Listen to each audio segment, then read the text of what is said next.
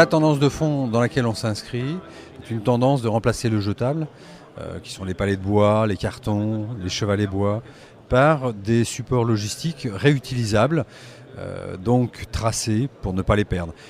Et ensuite, en fin de vie, non seulement ils ont été réutilisés pendant toute leur vie, ils ont tourné des centaines de fois, on prend ces supports et on les recycle. Cette prise de conscience a été générale et la mise en œuvre a pris quelques années pour réussir à sortir ce type de solution. Chez Do-It, on a créé des packagings comestibles et compostables qui sont fabriqués à base de fécule de pommes de terre.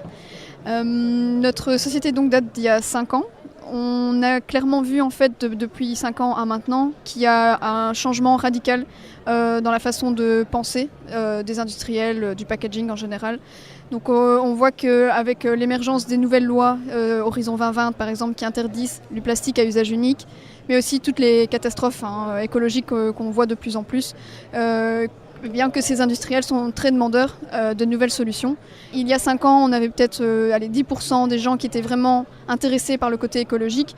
Maintenant, je vais dire qu'on est à 90% des gens qui ont un intérêt pour ça. Aujourd'hui, on voit que la chaîne logistique entière est en train de changer.